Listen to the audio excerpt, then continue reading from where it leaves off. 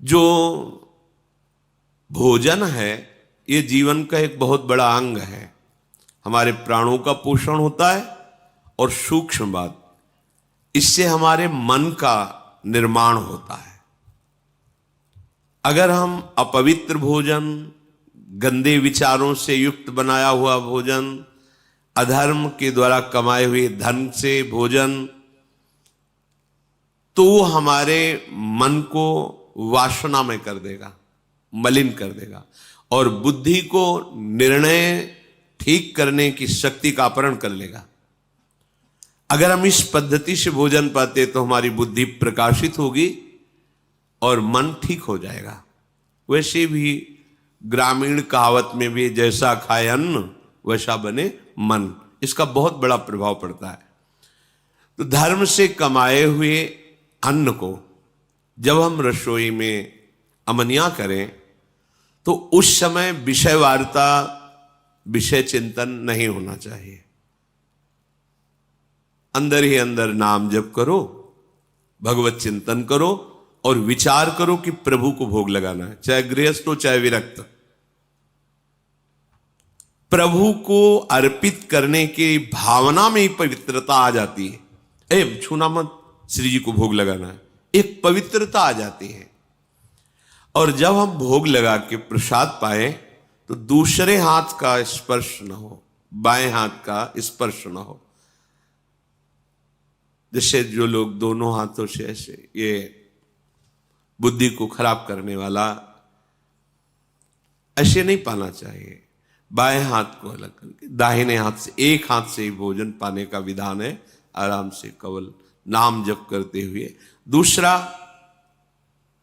शब्द रहितम, भोजन पाते समय आवाज नहीं करनी चाहिए, मौन रहना चाहिए।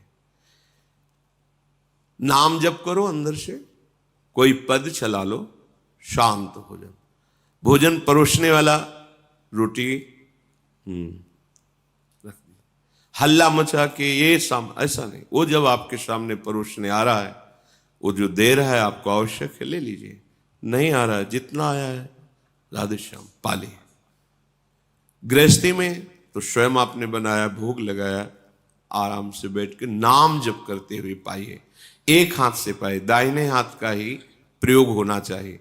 दोनों हाथ स्पर्श होने से फिर वो अपनी बुद्धि को मलिन कर देगा, ऐसा शास्त्रीय सिद्धांत है।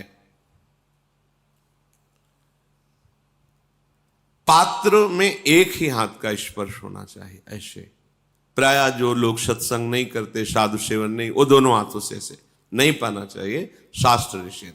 तो भोजन भगवत चिंतन करते हुए बनाएं, प्रभु को अर्पित करें और जब प्रसाद पाए तो मौन रखें।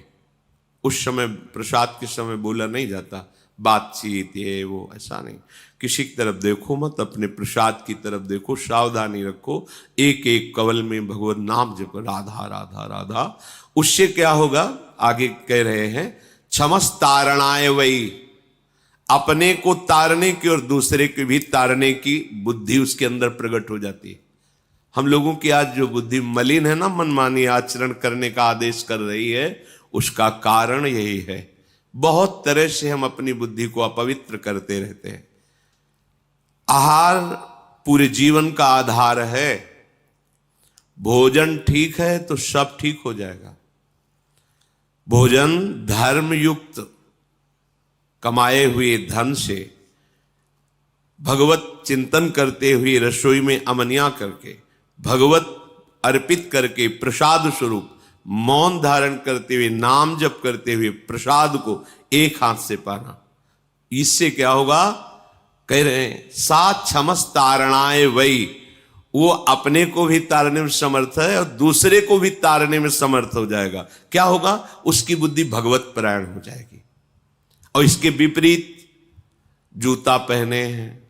अब जैसे आप समय देखो कलयुग का, आप जैसे भोजनालय में कहीं, जिन्हें होटल आदि कहते हैं, वहां पाने गए तो आप जूता थोड़ी उतारते हैं, हाथ थोड़ी धोते हैं, कुल्ला थोड़ी करते हैं, पशुवत आचरण। ऐसे ही जूता पहने हुए, ऐसे ही क्या कैसा बना हुआ है, कोई निर्णय नहीं, तो बुद्धि कहां जा रही है। देखो ना, केवल धर्माचरण की तरफ बुद्धि जा रही, शास्त्र युक्त इंद्रियां शांत, भगवत चिंतन परायण, धर्म युक्त चेष्टाएं, ये सब केवल कहने में रह जाती, जीवन में आचरण में नहीं आ पाती, क्योंकि आहार विहार ही ठीक नहीं है।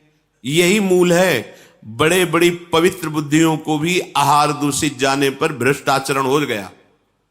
आहार बहुत बड़ा बल रखता है।